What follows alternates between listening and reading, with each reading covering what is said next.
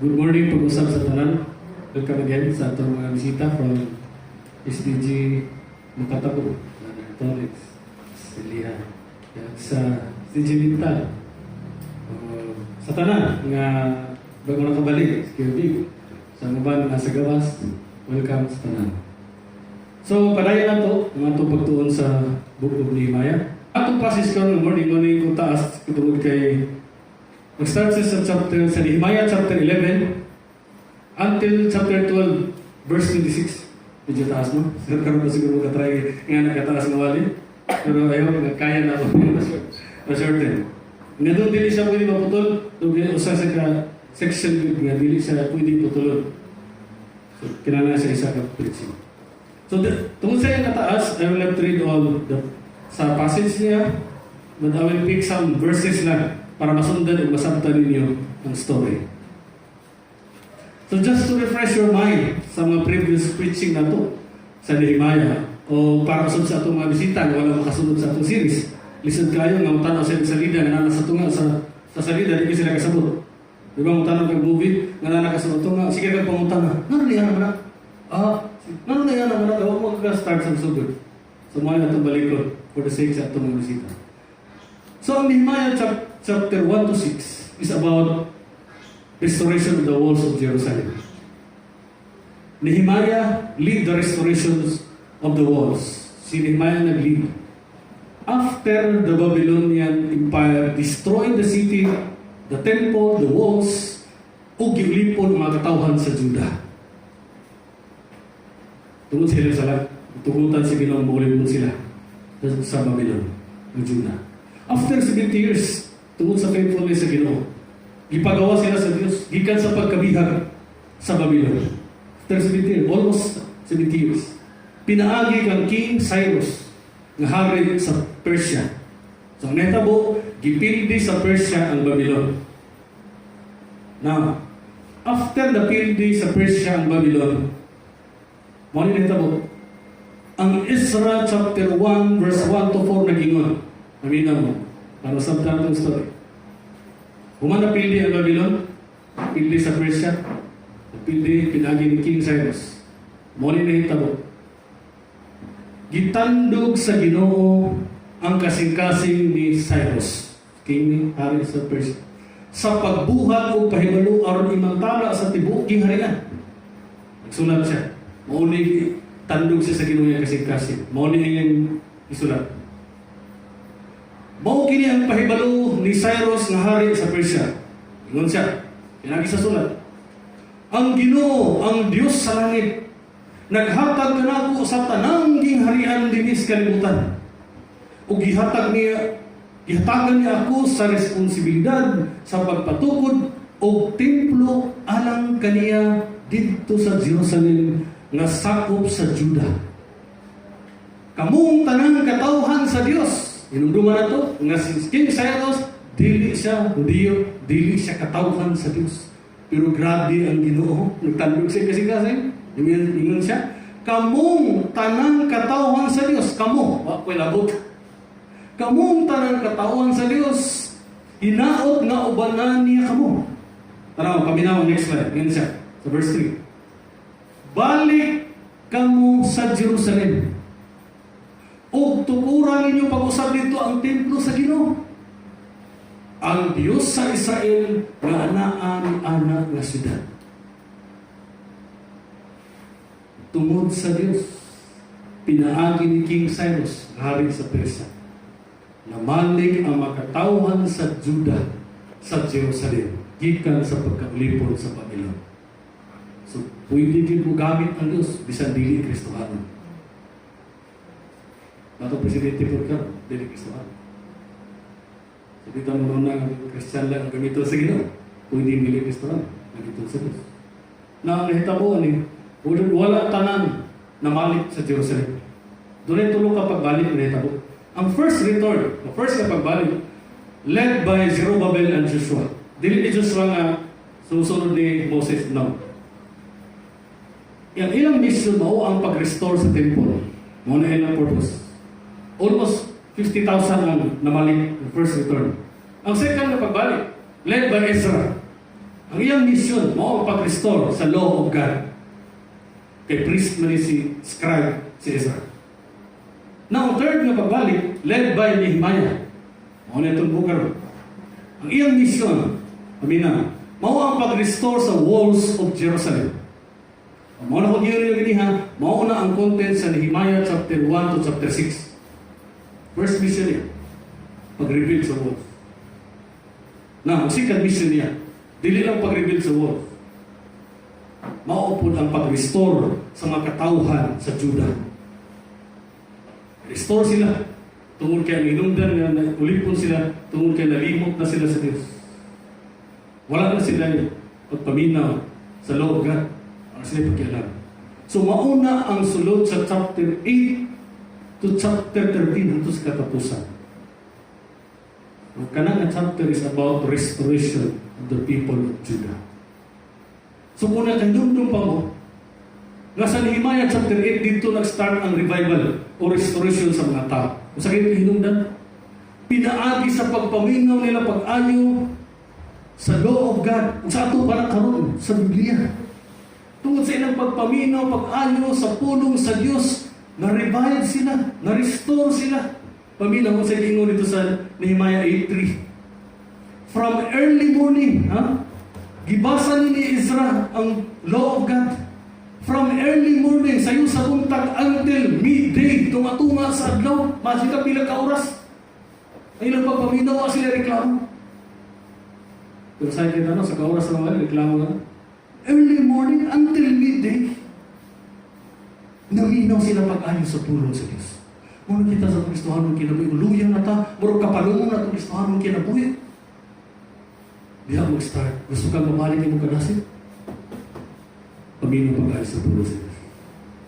Tunti ang tulong sa Diyos. Ang resulta in chapter 9, the people repented. Naghinurso sila masala. Ikumpisan nila ang salat sa Diyos o gidahin nila, isimba nila. Laing effect result sa revival. Chapter 10, naghimo sila og corporate covenant. Naghimo sila kiksaan sa Diyos. Na tumanong na nila ang banaog sa Diyos. Kay ila kinagikalimtan sa pila ka tuig. Naghimo sila kiksaan sa Diyos. Tumanong. Now, sa atong passage karon ni chapter 11, hangtod sa chapter 12 verse 26. Si Nehemiah ingon nga gobernador sa Judah kani nga tayo. Pinaagi sa wisdom sa Diyos, nakita niya nga kinahanglan i-repopulate ang Jerusalem. Ikaw may nagtawag mo yun. So, ang chapter 11 ito sa chapter 12 verse 26, mao ang tubag sa problema nga giingon sa chapter 7 verse 4. Kung saan yung problema? Tanawan niyo Bible sa chapter 7 verse 4 sa Nehemiah. Ano yung problema? Ni adtong panahon na lapad ang siyudad sa Jerusalem. Apan jutay lang ang mga lumulupyo niini o jutay lang sa mga balay na tukod. So, ano yung problema? Lapad ang siyudad, pero gamahin mo yun. So, it's not good. Nag-restore na sa Ginoo ang temple, ang walls, isa ang mga tao, pero underpopulated ang Jerusalem. Ang Jerusalem, kinahanglan og enough na kadaghanon sa mga tao. Ang Jerusalem ang kinahanglan og gatekeepers nga may magbantay sa temple sa siyudad. In case kung may mapak sa siyudad. Ang Jerusalem ang kinahanglan og priests and Levites para mapadayon ang worship, ang pagsimba sa Diyos dito sa Jerusalem. Ang Jerusalem ang kinahanglan og valiant men, sa Bisaya na mga maisog ng mga lalaki na naman to protect the city. Therefore, the repopulation of Jerusalem is very important. So, mauni gusto na ko makita ninyo nga nung kinahanglan padaghanon og balik og mga tao ang Jerusalem.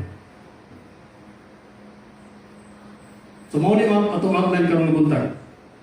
Ang chapter 11 verse 1 to 24, mauni story. The people who live in Jerusalem. Ang mga tao na nagpuyo sa Jerusalem.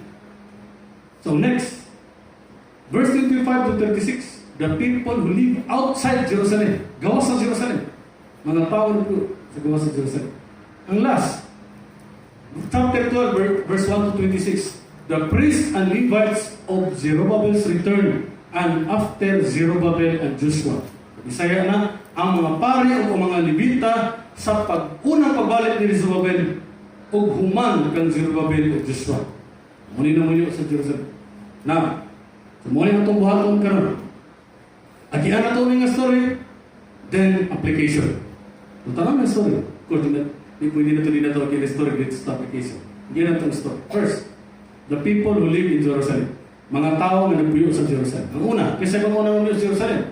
Verse 1, the leaders of the people. Tanawin yung Bible. Verse 1. Now, the leaders of the people live in Jerusalem. Jerusalem. Ingon nga capital city and the holy city.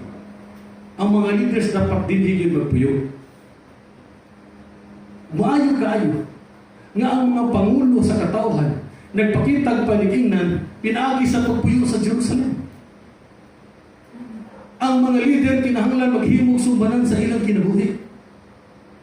Nasayod ang mga leaders nga kung sila mismo walay interes nga mupuyo sa Jerusalem.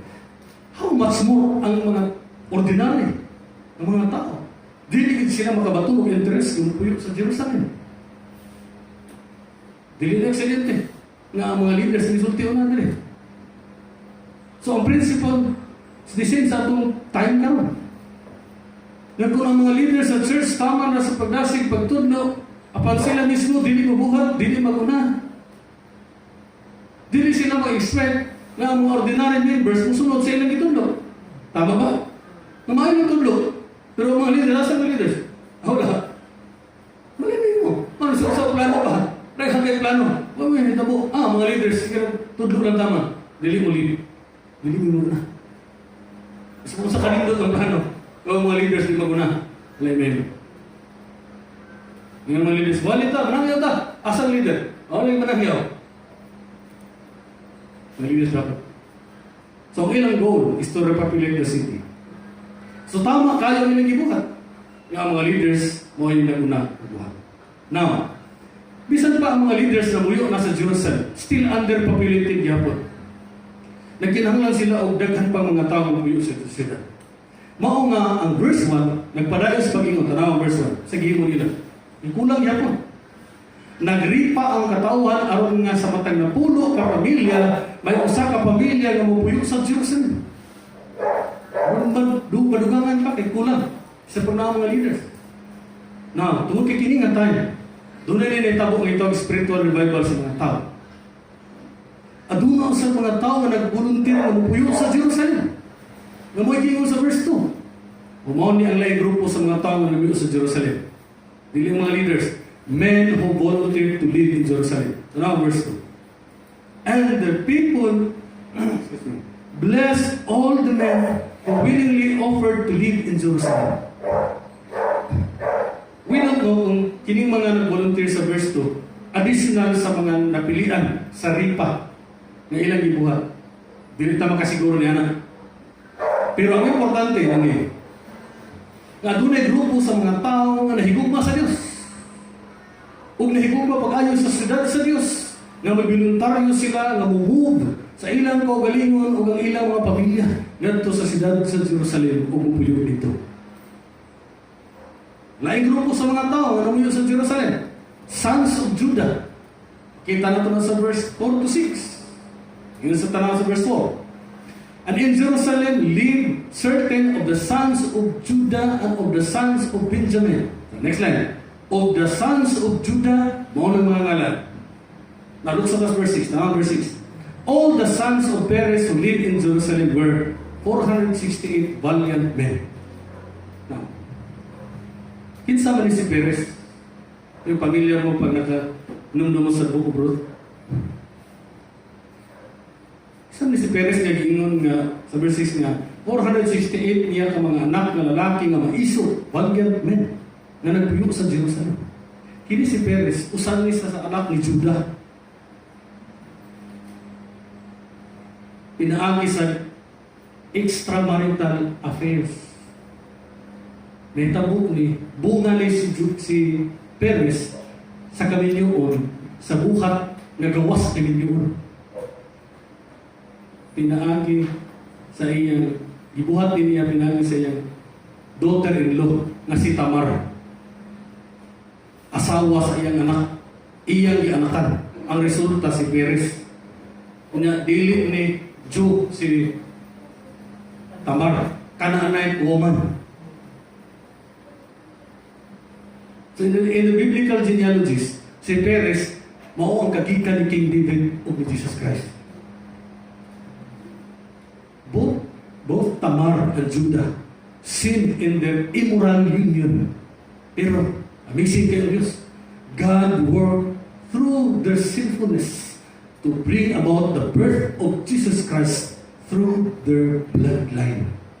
Diri nagikan si Boaz, ang asawa ni Bana ni Ruth. Asawa mo sa Ruth chapter 4, tapusan. Diri nagikan si Jesus Christ. Kabalubutan na si Ruth, ang lola, great-great-grand lola ni David, dili po di Moabites. Hindi mo gagawin. Kasi may mabutan, hindi sa plano mo. Na, tumutan na. Why 468 valiant men o maisugod nga mga lalaki ang nagipili nga papuyon sa Jerusalem? Nga naman. Ang rason, tungkol kay major nga rason for populating Jerusalem, pagpadaghan sa mga tao sa siyudad, was to defend the city. Pagdepensa sa siyudad. Mga kinahanglan sa isog nga lalaki.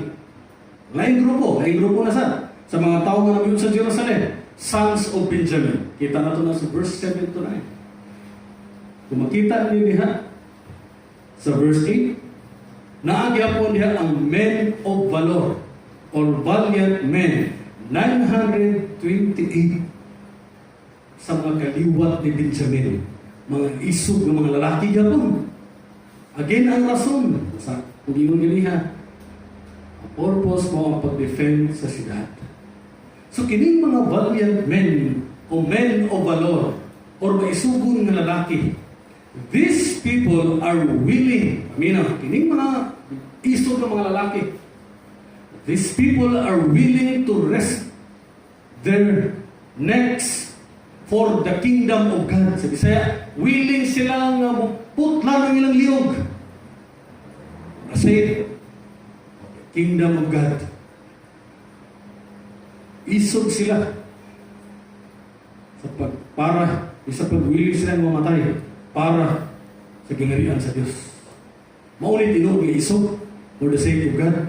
Dili isog sa mga butang magkadaot noon sa ngalan sa Diyos.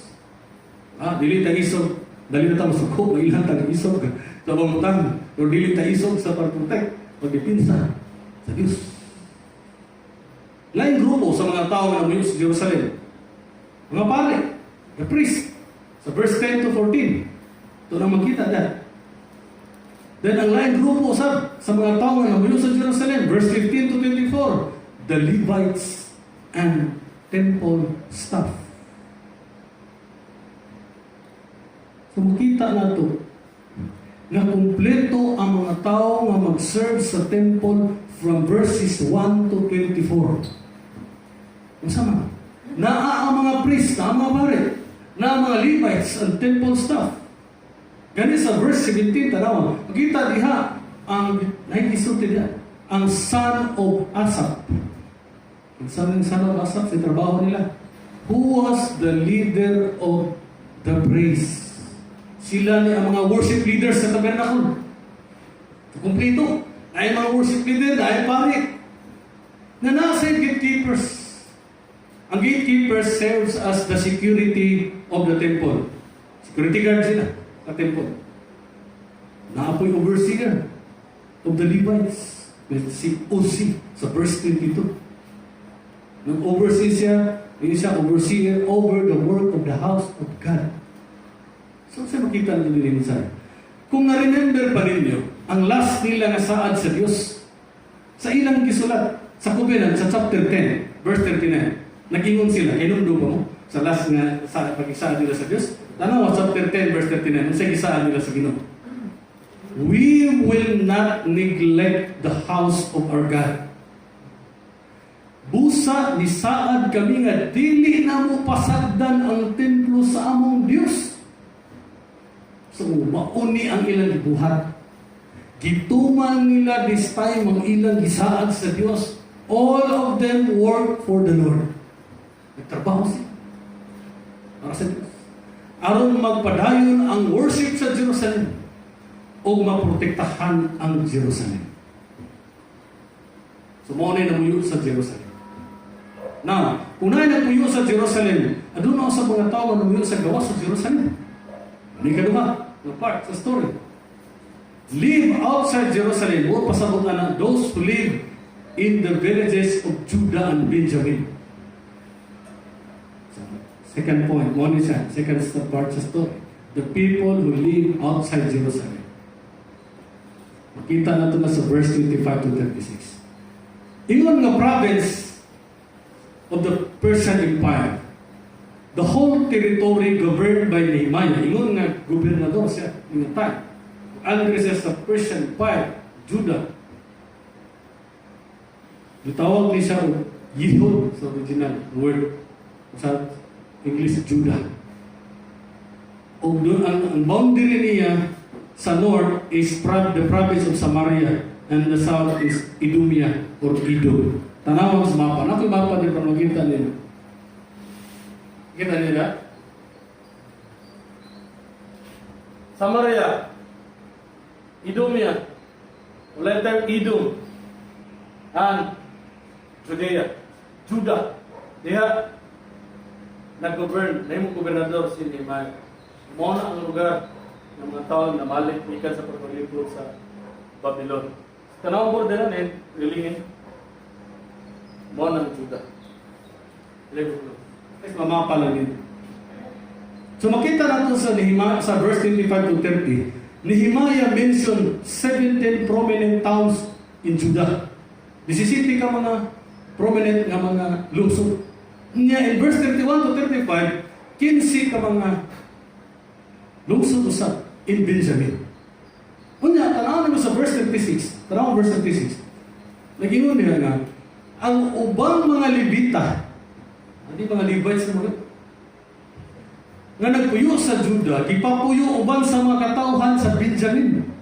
Now, kung saan may purpose, nga nung ipapuyo ang mga Levita, ano nga lugar? When the Israelites first entered the promised land under Joshua, ang mga Levites, taminaw, sa purpose ng mga Levites, muyo dito. Ang purpose nila, ang mga Levites nag-serve as a good influence.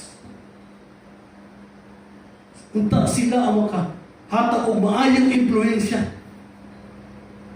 sa mga katauhan sa Judah. Aron dili sila ma-influence sa mga tao na namuyo po dito na nagsimba sa Diyos. Ano yung purpose? Nga nang ipapuyo ang mga Levites. Na, katapusan, na part sa story. Ang laing grupo sa mga tao na nag-repopulate sa Jerusalem. Makita nato na sa chapter 12. Next na chapter 12 verse 1 to 26. Ang mga pare o mga Levita sa pagbalik ni Zerubbabel, yung unang grupo, o human kang Zerubbabel o Joshua. Tanawa ang verse 1 sa chapter 12. Mao kini ang lista sa mga pare o mga Levita na namalik gikan sa paggabihan, uban ni Zerubbabel nga anak ni Shealtiel o ni Joshua nga pangulong pare. Ang mga listahan niya, kita nito. Unya ang verse 12 to 26, ang mga pare o mga Levita, human kang Zerubbabel o Joshua. Mauni ang second generation after ni Zerubbabel o Joshua. Tanaw ang verse 12. Sa chapter 2. Isa, sa dihang si Joachim ang pangulong pare, ang musunod, mao ang mga pangulo sa mga pamilya sa mga pare. Sa verse 26, tanaw, tapos ang verse. Hindi ka tapos ang verse. Sa itong part, sa itong balik ka. Sa verse 26, kini sila nag-aalagad sa panahon ni Joachim nga anak ni Joshua o apo ni Josadak o sa panahon ni Nehemias nga gobernador o ni Ezra nga pare o magtutudlo sa kasukuan. So si Joachim anak ni Joshua nga umay unang nag-lead ang unang pagbalik ikan sa Babylonian captivity. siguro mangutana mo, Brad, Pastor, kung sa may importansya sa paglista sa mga ngalan sa paring diha o mga libita, pagsulat man diha, taas ba na, dito ka na, basa. Aminom, importante kayo. Nga nung isulat? Hindi sa aksidente. First, nga nung importante. The priests and Levites were the most important people who returned from exile. Why? Because they re-established worship in the land. Second, ang mga priests ang gigamit sa Ginoo nila to reform para ma-establish ang worship, but to reform the people of Judah. In other words, aron ma-restore ang worship sa Jerusalem, kinahanglan ang mga parit. Aron ma-restore ang mga tao, nagkinahanglan ang parit, mga scribes, mga Levites, na maong magtudlo sa law of God at sa atong panahon pagkaroon. Mao ang Biblia. Nung mo sa verse chapter 8, nga ang mga pare, si Ezra, mo ay nagtudlo sa law of God. Imagine niyo kung wala yung mga pare, wala yung mga scribes, magtudlo nila. Isa may explain nila sa law of God. Kailangan sila mag-explain. Kailangan sila magpasabot nila. Inganak yung importante pa. Walang gusto natin. Now, Adidas application. Pastor, sama na ako ng story, Pastor. Hindi naman ko students ka. So, pangutangan ka, so what? So, natural. How can we apply this passage sa atong karon imong lectures? First, one application. Pinag-importante pa. We must, ingon ng Kristohano, we must be willing to be used by God. Kinahanglan andam kita na magpagamit sa Ginoo.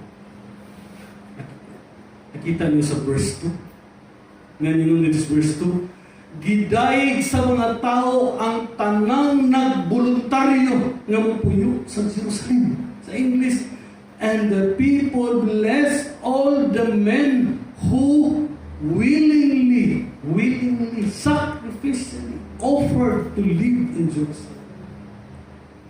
Ang ilang willingness na mapuyo sa Jerusalem is resulta ni sa spiritual revival nga naitabo nila sa chapter 8 hanggang sa chapter 10 tungod sa pulong sa Diyos. Kita ko sa mga Kristohan, dapat ang atong willingness na magpagamit alang sa Diyos dapat nakabase siya sa kamatugunan nga naa sa Biblia. Ang atong kadasig wala nakabase sa imong kauban, sa imong asawa, sa imong anak, sa pastor, sa kanindot sa simbahan, sa kanindot sa music. Ang atong willingness na magpagamit sa Ginoo nakabase sa kamaturan na sa Biblia. Kung kanunay tayo magbasa, magtuon, mag-meditate sa pulong sa Diyos, mapainunduan ta sa grasya sa Diyos kanato. Nga mo'y hinundan na nanumas kita. Hingalin tanong ta, di ba? Mo gani niyo ko niyo gabalik-balik ko ninyo nga ang book of Deuteronomy. The keyword here is remember. Hinumdumi ninyo. Nga naman, kay padulong na sila musunod sa land of promise. Yung si Moses, basit pagsunod nyo sa land of promise, ma-enjoy na mo sa blessing nito na wala ninyo gitanong, wala mo maghalo. Malimot na mo sa Diyos. Nga mo ay nagluwas ka ninyo gikan, nagpagawas ka ninyo gikan sa pagkaulipon sa ito. Mukot kita, sigurado na tang langit, pero posibleng malimot na sa Diyos na nagluwas na ito. Langit ng ganahan tang langit, sigurado tang langit.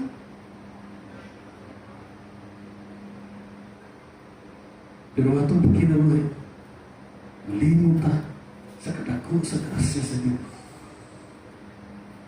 Na nagluwas ka na ito, ikan sa pagkakalipos. O ginunduman na ito, nga sa atong pagbasa, pagtuon sa pulong sa Diyos, di nilang tamo pahinuduman sa grasya sa Diyos. Paminaw ang importante kayo. Mapahinumduman po ta sa atong responsibilidad ingon nga magiluwas sa Dios. Wala rin tagiluwas sa Dios nga lingkod-lingkod lang hayahay o tayo responsibilidad. Naa!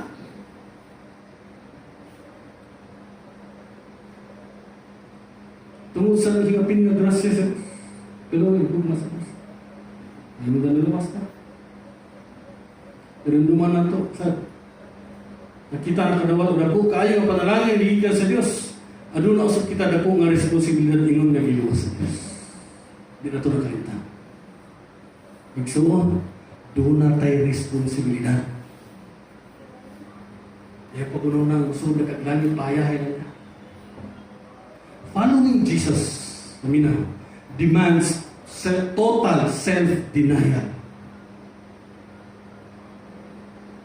Yung sa Matthew 16:24, si Jesus lingon sa mga disciples o mga tao na kadung sa inside. Lingon siya, if anyone would come after me, kung kinsay gusto ninyo nga musunod nako o mahimo akong disipulo. In short, gusto mo mahimo ang Kristohanon? Gusto mo musunod sa langit? Sabihin sa Christian, ang tawag ni Jesus Christ sa iyang mga katawhan, disciple. Followers of Jesus Christ. Sumusunod ni Kristo. Only gusto, only responsibility. First, tingin siya sa Matthew 16, let him deny himself. Dili na ang atong kaugaling pagbuot matungan. Dili ang pagpunta sa Diyos. Pero kita usahay. Isa Kristohanon ta. Pero kadaghan pa naman. Atong pagbuot may matungan. Mautana. Mau ba na ang design sa kinunong siya ng design ko? Sa imong ginagawin. Kinsan mas ituman mo. Kadaghan pa naman. Ang kabubuto sa Diyos. Ang imong kabubuto. Ikaw ang requirement. Gusto na yung disciple ni Jesus. Take up His cross. Meaning nga, kinahanglan ng musunod ni Jesus Christ, willing ka mo sacrifice, willing ka mo suffer, willing ka magpakamatay for the sake of Christ. Kasi nitabo sa mga disciple ni Jesus, isa lang sa iyang mga disciples ang wala mamartir, wala mamatay sa brutal na pagi. Si John lang, the beloved, na nagsulat sa Revelation. Pero tanan niyang disciples, gipangpatay sa brutal na pagi. But they're willing to die. Kaya nasayod sila, mauna ang cost of following Jesus Christ. Question. Willing ba kang sakripisyo for the sake of Christ? Usahay, mangayo kitang pasaylo sa Ginoo. Isang pre-reading lang. Di nato kaya mo sakripisyo.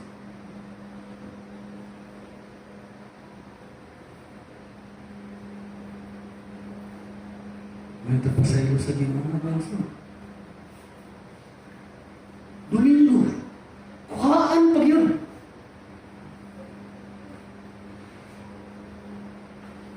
Isang ganyan service. Kaya ko sa ta. 6 days trabaho ta. Kuhaan pag yun. Mahinom mo sa karbisyo, tapos ito kagalingon. Tapos ito ayahay ta. Comfort na to.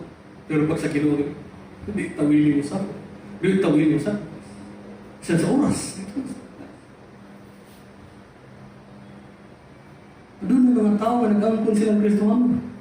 Pero gusto nila karaghanan sa mga tao. Nag-angkon Kristohanon kaya gusto lang nila langit. Pero di sila gusto responsibilidad. Gusto nila langit sila. Pero ang sariling gusto lang yapon nila ang matuman. O nang makita usahay di. Wala ko mangigop, ha? Pero tinuod eh. Ay, inundong natin eh. Inundong man ito, mga puro sa Ginoo, di lang puro parasik. Sa Timothy 3:16, all scripture is God and is profitable for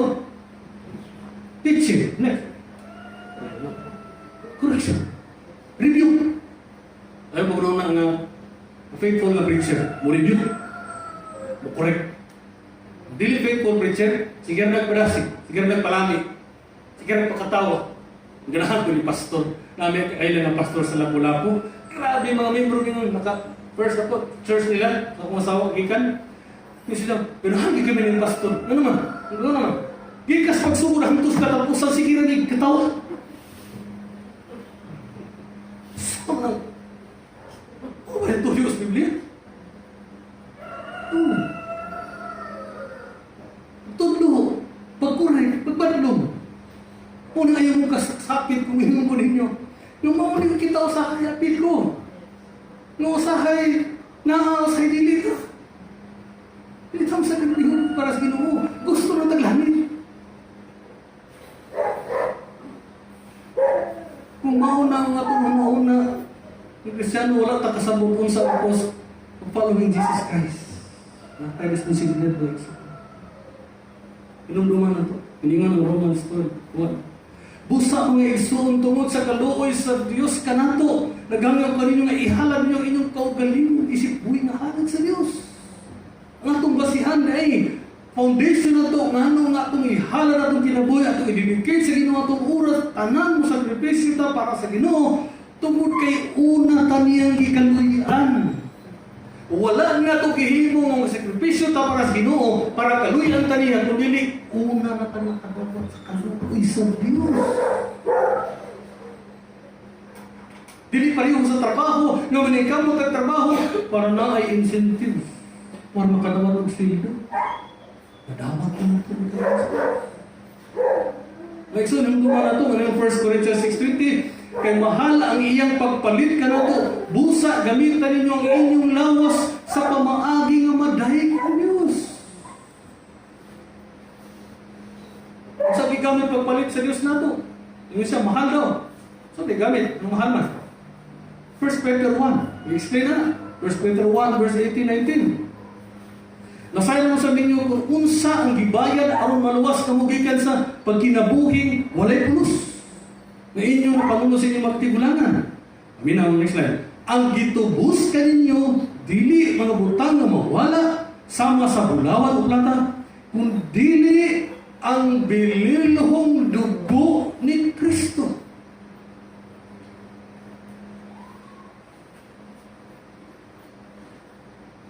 Willing kay si Christ nga magpakamatay. Willing kay si Christ nga mo-sacrifice, mo-suffer, aron kita maluwas. Walay rason nga dili ta mo-sacrifice.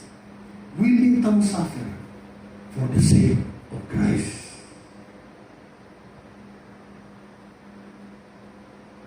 Kung mauna ang atong motivation mga igsoon, ang atong pagsimba, ang atong pagbuhat sa mga buluhaton sa Diyos, dili bugat, dili pait, kung dili tamiis o nindot kaayo, makalipay kinasayon ta. Nga ang rason nga nung atong gibuhat, kay nagdawat na ito ang kadugod o grasya sa Diyos. Panahon sa Domingo, dili na bugat sa atong pagbangon, bugat sa iyo. Ako karon sultihan na mo. Wala ko'y tulog. Study ko sa puno sa Diyos. Una niya, wak ko masayang nga sa inyong dan natulog ko ako. Di ko katulog. Nag-study na kumain ako. Salamat po sa Ginoo. Pero nakatulog sila ko mga scholars. Diba?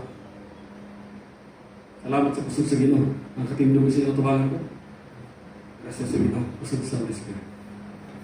Like so, Christ's willingness to offer His life aron kita maluwas must be our ultimate reason why we should be willing to be used by God for His glory. So, wala laing makamotivate na ito, pinakataas na ito motivation, makadasig na ito, na mo sacrifice na ito, gamitin na ito kinabuhay for the glory of God. Tulad kay si Kristo mismo mag-sacrifice. Willing siya, wala siya gibuhos na magpagkamatay sa krus para nimo, para na ako. Ikaduhang application. We must use our different gifts for the glory of God. Kinahanglan gamito nato ang nagkailaing espirituhan ng gasa nga itong nadawat para sa kaimihan sa Diyos. Asa na nga part na apply na to? Kita na to. Ang tanaw nimo, ang chapter 11, naglista dito, nagkalalay mga tao. Naglista sa mga heads of families in Jerusalem, the priests, the Levites, the gatekeepers, the temple servants, yung mga tao na lumuyo sa outside sa siyudad sa Jerusalem. Ang matag usa, nag-serve sa iyang tagsa-tagsa kanapit alang sa epektibo na operasyon sa siyudad ug sa nason. Lain-lain sila rule. Ilang rules kada isa. Importante kaayo sa Jerusalem o sa Judah. Sama usab sa lawas ni Kristo, ang church. God has gifted us in different ways. Nagkalain-lain gasa ang yatag sa Diyos. Pero ang nagkalain-laing part sa lawas ni Kristo, importante kaayo. Dili tamingon na si pastor importante kayo, ang mga nagubang mga membro, tiglimpyo lang. Importante ako. Gani ako magpasalamat ko karon sa mga tao nga nagsakripisyo nga manglimpyo din eh. Iabot na nato din nga limpyo na. Igo na nato ang lingkod, pero doon ay nagsakripisyo nga naglimpyo natin. Salamat. Sa mga tao nga nag-atima ng mga bulak sa gawas, salamat sa inyong pagpagamit sa inyong gasa. Gift of serving. Ayong pag-iwan ako sa gasa na kuhat. Hindi mo kabalawali. Hindi mo kabalang tutog. Pero kabalang kabalilhin. Kabalang kabalilhin siya. Buhatan. Importante niya kung nato sa Diyos. Sila, di ba? Nagkalalaan sila ng rule. Di pare, Levites, gatekeepers. Pero importante sila tanan. So kita po tanan, we should learn to coordinate and complement each other. Dili tayo magbaton o rivalry o friction. Umiyon ka na, mas labaw ko, siya dili. Pareho kang tanan. Naingasan niya tayo sa Ginoo sa tuwa. Pero importante ta. Tulad part sa kanawas o Kristo. Siya ang head. 1 Peter 4, 10 and 11 nga siya. Matang usa ka nato, gihatagan sa Dios ug gasa. Tantanan mo Kristo, gamito nato kini alang sa kaayuhan sa matang usa, isip maayo nga sinaligan ining nagkalain-lain nga mga gasa. So ato ding spiritual gifts, dili lang para sa kamiyan sa Dios, para po sa kaayuhan sa ating isip ka Kristo. Verse 11. Ang gihatagan sa gasa sa pagwali, kinahanglan magwali sa puno sa Dios. O ang gihatagan sa gasa sa pagtabang sa uban, kinahanglan motabang sumala sa iyong makaya na gihatag sa Dios. Duha lang i-summarize ni sa duha. Asa ka gift of serving, gift of teaching. Dili tawag ang gift of teaching, naka sa serving. Purpose, this is the last part. Aron himayaon ang Dios pinaagi kang Jesucristo sa tanan ninyo nga gibuhat. Igsoon, gamito nato ang espiritual mga gasa. Pinagi sa tabang sa balang Espiritu Santo, dili pinagi sa tutuhanon nga katakos. E dili nato kaya. Gamito nato ang espiritual mga gasa, pinagi na sa pagkagaling mga katakos. Mao nang gihatag sa Dios sa tuwa ang balang Espiritu Santo. Aron magamit nato isa. Epektibo para sa kinyan sa Dios. Para sa kaayuhan sa iglesia sa lawas sa Kristo. Ikatulong katapusan natin guys. We must be willing to suffer or risk our lives for the sake of the gospel. Kinahanglan willing ta nga musakripisyo or irisgo ang atong kinabuhi para sa Ebanghelyo ni Kristo. Kaya nung sama sa mga valiant men or men of valor sa English o maisugod nga lalaki. Ibu ganihan, sila ang mga tao na willing mures sa ilang mga liog for the kingdom of God.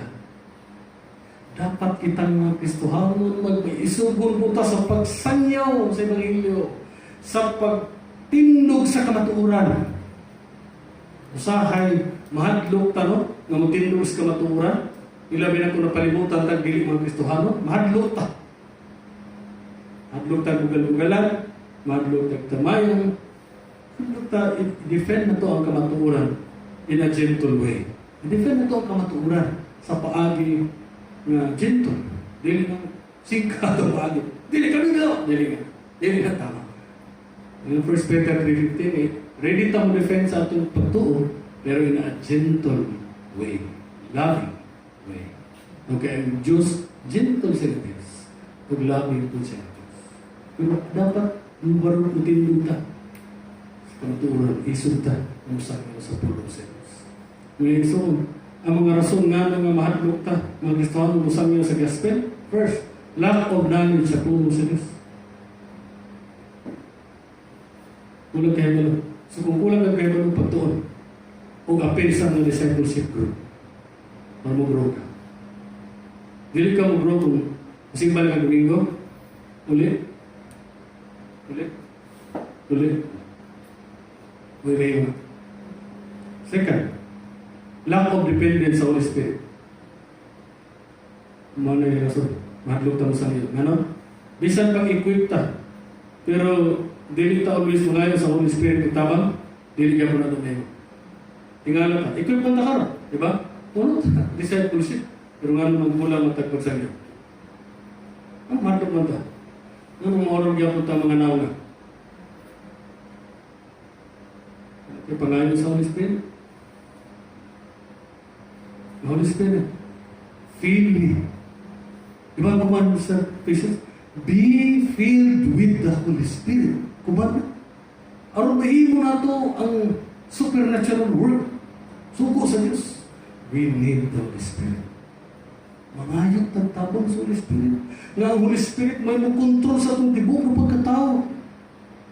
Kaya nung mo mag-Stephen, bisan ibato siya, wala siya mahadlong na isakyo ang Evangelyo. Ang iya pang response, gugma. Ano? Kinsa si Stephen's description sa Acts? Tao, lalaki nga puno sa Espiritu. Controlled by the Holy Spirit. Mga igsoon, balik-baliko na to, lahi ng indwelling of the Holy Spirit, lahi ng infilling of the Holy Spirit. Ang indwelling sa Holy Spirit, sa diyan ito ka ni Jesus Christ, automatic, one-time event mo puyo ang Holy Spirit din mo. Pero ang infilling mo ay iso, lahi, pangayon na ito ni matag-adlaw. Ingno na ito, Holy Spirit, fill me. Ikaw magkontrol sa akong kinabuhi, karong adlaw, aron makahimo ko sa kabubuton sa Diyos. Yung sa Galatians 5:16. Walk by the Spirit. Huh? Walk by the Spirit. And you will not gratify the desires of the flesh. Aron dili din nato mapatuyangan ang atong unod-unod, mga tinguha. Kinahanglan sa Holy Spirit. Kung mag-igsoon, let's pray to God. Ang kining mga kamatuoran, ato i-apply sa atong kinabuhi. Apply na ito. Sa matag-adlaw na ito kinabuhi ng Kristohan. So kinahanglan, nakita mo kay Kristohan magkabatuntag kaluoy sa mga dili Kristohan. Mao ni katulog ko ng rason nga ng mga dili ta sangyaw, lack of compassion sa mga believers. Kulang tag kaluoy sa mga dili Kristohan. Di ba? Kung utana mo sa YouTube, siguro na yung mga nakakita ni sikat na vlogger, si King Lux. Sikat ka itong hatag kamo. Tamo? Di ba? Kung hatag siya kung na ubre, kung nagkalisod, di ba halos uban ito, grabe, nakakaiyak, grabe hilak yun ako. Ano ba? Ano ito? Sa mga tao nga kinanglan, physical. Of course, maayo na, malipay yung news ano. Kita mo gusto mag-uwi ito, di ba? Kasi tanong ito, sige po sa inyo siguro, nilakahilak o naluwa, grabe ang magbati. Maayo na. Pero ang problema, hindi harap tama itong kaluoy sila. Kung maluoy lang tayo sa ilang physical condition, hindi tama sa ilang spiritual condition. Wala ito gusto. Matagaan man sila na ito sa ilang physical na pinanghanglan, mabuhi sila. Pero kung pumatay sila sa ilang lawas, pag di sila ma-restore, ma-reconcile balik sa Diyos, lake of fire kaya po ilang panulungan. Wala kaya po ito. So, mga iso, atong pangayon sa Ginoo nga makabatun kanduoy sa mga dili Kristiyano. Sa atong pamilya na dili pa Kristiyano. Kung maayo tamo tabang sa ilang mga panginahanglan financially, dapat labaw sa tanan sa ilang espirituhanong panginahanglan atong isangyaw ang Ebanghelyo. Walay lang higpit na makaluwas. Romans 1:16, I am not ashamed of the gospel. It is the power of God for salvation. Walay lain. The best way na ipakita nato atong gugma sa mga sikat tao, sa atong pamilya, sa atong higala, mao ang pagsangyaw sa Ebanghelyo. Kaya kung tuo sila ng Ebanghelyo, madawat nila ang pinakadakong nagasa ihatag sa Diyos. Kinabuhi ko na katapusan.